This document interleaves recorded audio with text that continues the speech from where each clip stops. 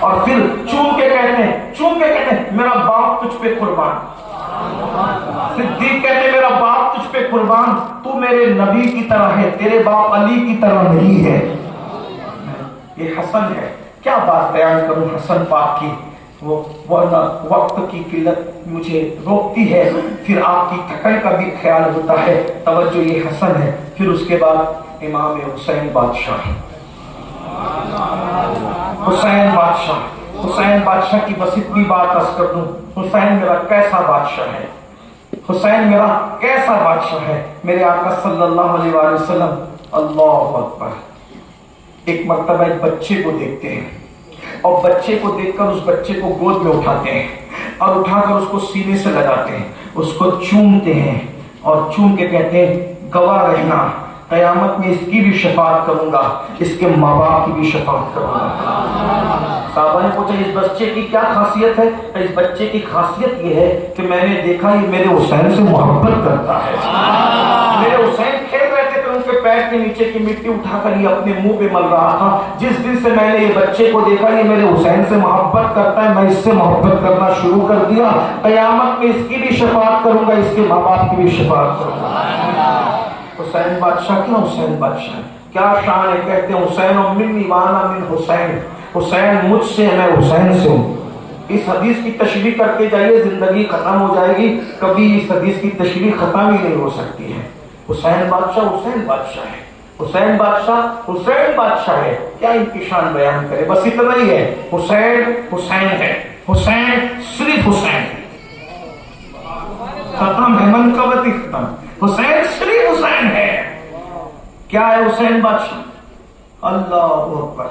حضور کبھی چومتے ہیں, کبھی سونگتے ہیں اور کبھی گلے کو چومتے ہیں, گلے. ایک بار سیدہ نے دیکھ لیا, دیکھ کے کہتے ہیں بابا کوئی کسی بچے کے گلے کو تو نہیں چومتا ہے. سرکار نے فرمایا بیٹی جب یاد آتا ہے اس گلے پہ تلوار کیسے چلے گی, اس گلے پہ تلوار کیسے چلے گی, جب یاد آتا ہے تو پھر گلا چومنے لگتا ہے. حسین بادشاہ کی ایک بات سن لیں. حسین بادشاہ ضد کر لی نبی سے تو چیز حاضر ہے. بچے کچھ بھی مانگتے ہیں, حسین بادشاہ کی شان. ایک دن کا نانا مجھے گھوڑا چاہیے, ننھی سی عمر. حضور کی وصال کے وقت 7 سال کے تھے, اس کا مطلب 7 سال کی عمر سے پہلے کی بات ہے. مجھے گھوڑا چاہیے, سواری چاہیے. اب بچے مانگتے تو سب چیز تو ہم دیتے نہیں نا, ننھے سے بچے کو گھوڑے پہ بٹھائیں گے تو وہ گھوڑا کیسے سنبھالے. بس ظاہر سی بات, یہ فطری بات, عقیدت کی بات نہیں, میں تھوڑا بچوں کی بات کرتا ہوں. ورنہ میرے حسین بادشاہ کی تو شان بچپن میں جو چاہے کریں, وہ لوگ بڑے لوگ ہیں. لیکن سمجھانے کے لیے حضور مجھے نانا جان مجھے گھوڑا چاہیے. کیا چاہیے؟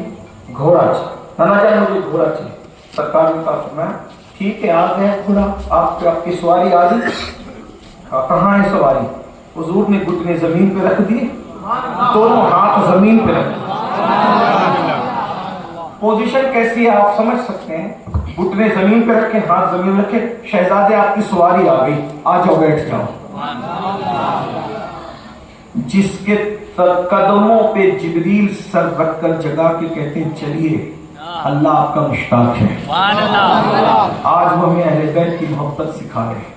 اس کا یہ مطلب نہیں کہ اہل بیت نبی سے افضل ہو. میں افضل و مفضولیت کا ذکر نہیں, صرف فضائل پڑھ رہا ہوں. بچوں کون ہے یہ جو حسین پاک کی سواری بن رہا ہے, جس کی سواری براق ہے؟ کون ہے یہ؟ اللہ کا سب سے خاص بندہ, جس کی مرضی سے اللہ کے احکام میں کمی زیادتی ہو جاتی ہے, اللہ کے قانون کو کم زیادہ کرنے کا جسے حق دیا گیا. انبیاء کرام جس کے پیچھے ہاتھ باندھ کے مسجد اقصی میں کھڑے ہوتے ہیں, جس کو معراج میں بلایا جاتا ہے, اپنا دیدار کرایا جاتا ہے, جس کے واپس جانے سے 50 وقت کی نمازیں 5 وقت کی کر دی جاتی ہے. اور ہمیں اہل بیت سمجھا رہے ہیں, اہل بیت سے محبت سکھا رہے ہیں. شہزادے نے کہا نانا جان سواری چاہیے, گھوڑا چاہیے. حضور نے گھٹنے ٹیک کے ہاتھ ٹیکے, آ گئی تمہاری سواری. شہزادہ حسین اس کی پشت پہ بیٹھا ہے.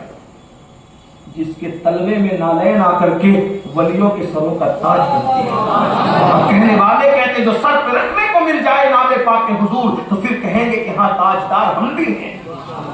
پھر کہیں گے کہ ہاں تاجدار ہم بھی ہیں. جس کی نالین سر پہ رکھنے سے ولی تاجدار اپنے آپ کو فخر سے کہہ رہے ہیں، اس کی پشت پر جو بیٹھتے ہیں اسے حسین کہتے ہیں کہ حسین ولی نہیں صرف بلکہ جان اولیاء ہے. شاعر بے نیاز نیاز بے نیاز کہتے ہیں اے دل بگیر دامن سلطان اولیاء، اے دل بگیر دامن سلطان اولیاء، یعنی حسین ابن علی جان اولیاء. حضور اپنی پشت پر باپ کا نصیبہ تو دیکھو نبی نے کندھوں پہ اٹھایا، ماں کا نصیبہ دیکھو نبی نے گود میں اٹھایا، بیٹوں کا نصیبہ دیکھو نبی نے پشت پر بٹھایا. حسین بادشاہ نانا کی پیٹھ پر ہے. پھر مزید پیار میں بات آگے بڑھتی ہے. نانا آپ کی سواری کی تو لگام بھی ہے، میری سواری کی لگام کدھر ہے؟ تو زلف واللیل پکڑ کر اٹھا کر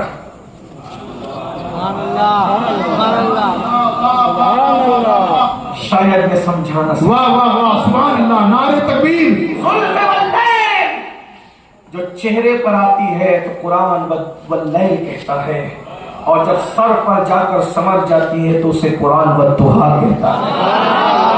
وہ زلف واللیل اگر بھگو کر کے پانی میں گھول کر کے مریض کو پلاؤ تو شفا ہو جائے، جانوروں کو پلائے تو شفا ہو جائے. اس کا سایہ سب تلاش کرے، یہاں تک کہ تاجدار بریلی کہتے ہم سیاہ کاروں پہ یار اب تپش محشر میں سایہ فغن ہو تیرے پیارے کے پیارے گیسو. ہم سو کے دھانوں پہ ہمارے بھی کرم ہو جائے، چھائے رحمت کی گھٹا بن کے تمہارے گیسو. چمن طیبہ میں سنبھل جو سوارے گیسو، حور بڑھ کر شکنے ناز پہ وارے گیسو. بیوی خوشبو سے مہک جاتی ہے گلیاں واللہ، کیسے پھولوں میں بسائے ہیں تمہارے گیسو.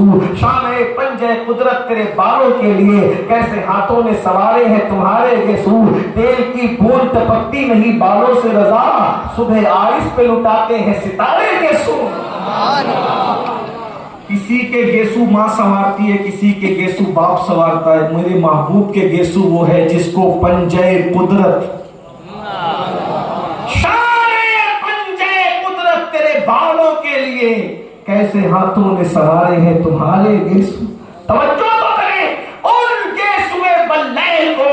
اللہ کے رسول نے جب حسین بادشاہ نے کہا نانا آپ کی سواری کی تو لگام بھی ہے، حسین کی سواری کی لگام کدھر ہے؟ حضور نے زلف واللیل لے کر حسین بادشاہ کے ہاتھوں میں پکڑا دیا. یہ حسین بادشاہ ہے، ان کی میں کیا شان بیان کروں. لیکن اسی حسین بادشاہ کو دنیا کے کتوں نے دنیا کی محبت میں آ کر 10ویں محرم 61 ہجری کو پیاسا اور بھوکا شہید کر دیا. حضور کی شہادت سب سے پہلے جس نے بیان کی اسے جبریل کہتے ہیں. سب سے پہلے جو سن کے رویا اسے محمد رسول اللہ کہتے ہیں. اس سے پتہ چلا کہ شہادت حسین سن کے رونا یہ کسی کی بدعت نہیں ہے بلکہ یہ سنت محمد رسول اللہ ہے. شہید کر دیا.